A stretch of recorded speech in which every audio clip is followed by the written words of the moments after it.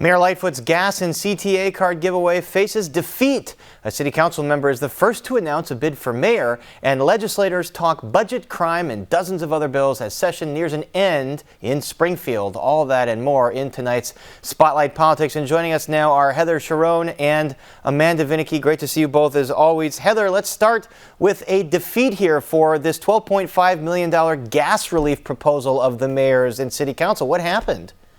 Well, it was supposed to be voted on today by the Budget Committee, but there weren't enough votes, and Alderman Pat Dowell, the chairman of the Budget Committee, said she would not even hold a vote, an indication, as I've said on this show, that they did not have the votes. Now, the ordinance itself was not sent to aldermen until 2 hours before this afternoon's meeting started, and the public didn't get to see it until reporters got a hold of it during the meeting. And there are several changes from what the mayor announced last week.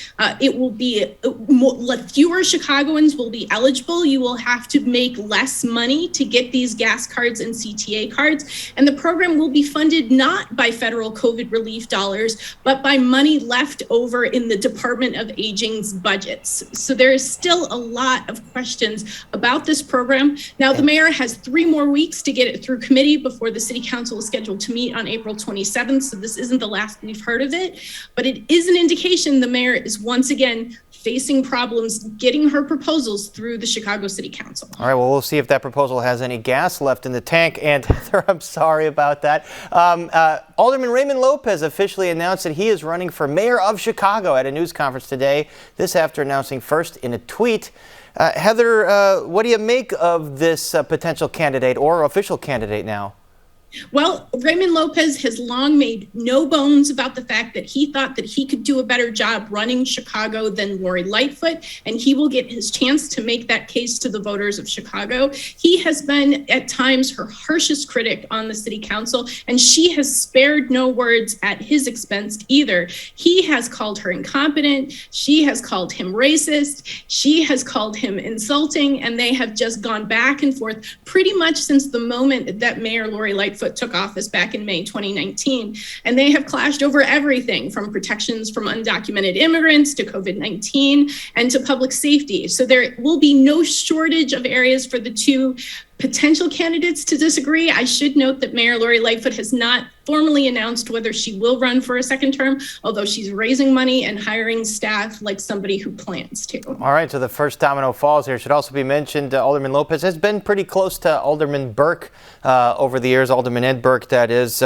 Just something to keep an eye on. Let's move to state issues. Anti-crime Senate proposals are underway right now in Springfield. Democrats are unveiling a series of, quote, pro-law enforcement bills while taking their aim at carjackings. And as we mentioned earlier, Cook County Sheriff Tom Dart spoke about a bill that would require auto manufacturers to create a 24/7 hotline. Take a look.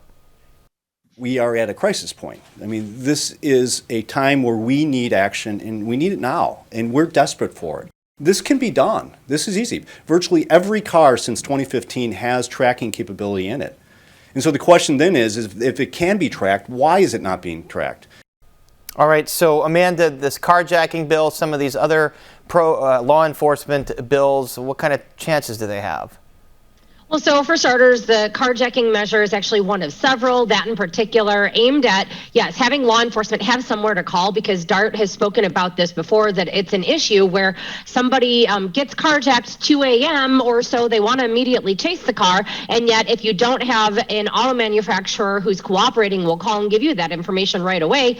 Oh, wait, it's too late. So that's what this would do. But I mean, this is one of many measures that are before the General Assembly, by the way, set to adjourn super early, not end of May like usual, but instead planning to adjourn on Friday, that addresses the issue of crime. So some might be easier to pass. Those are things like creating a mechanism for local municipalities and the state police to work together in a more cooperative fashion to go after carjackings. Others, potentially more difficult because there's some pushback, particularly from progressive arenas. Those are measures, for instance, dealing with a retail theft and these smash and grab robberies. So there is a lot of talk about this. I think a recognition by Democrats that they've really said since January that something needs to be done with crime because they know it is going to be a big issue for voters in this election year. I was going to say, Amanda, did they sense that it's a political liability, all these attacks, perhaps that they're soft on crime, that some of their measures have, quote, let criminals out on the street?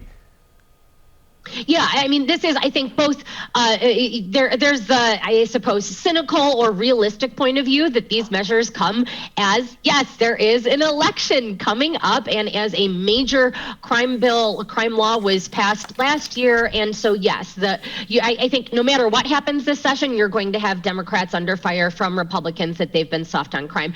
But also, I think it could be a true need to address these issues that you have legislators, including one of them who is backing this, one of the Democrats, Senator Kim Lightfoot, who herself was a victim of a carjacking. And these sort of crimes are, of course, happening in the very neighborhoods that legislators represent. So partially politics and then partially also just an unfortunate reality of what's being experienced in Chicago and elsewhere. Certainly personal experience from lawmakers. All right, Heather, let's move it back to the city. So the 3 casino finalists are going before community members this week in hearings. How are these hearings going?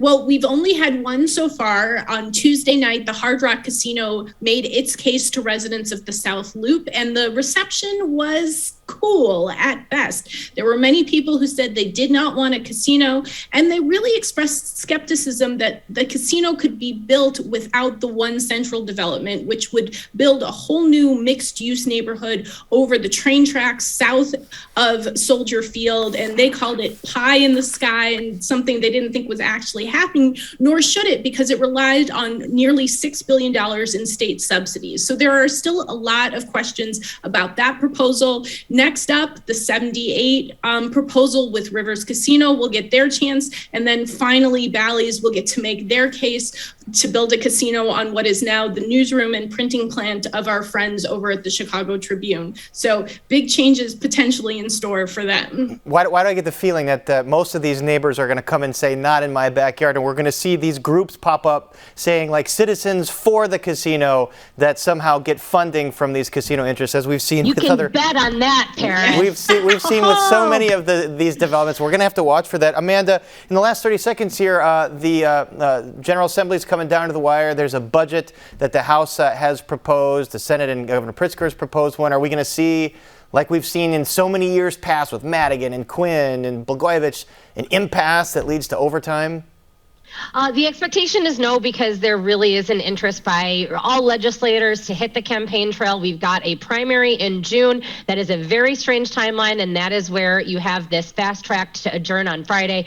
And you do have competing proposals, but they all sort of edge around the same topic, all offering some version of, oh, here you go, voters, election year tax relief. It's just really a matter of how much, who gets it, and how long that relief lasts, whether it'll be through the primary, whether it'll be through the general election, or whether it'll be all through 2023. All right, well, that's it. Our thanks to Amanda and Heather, as always.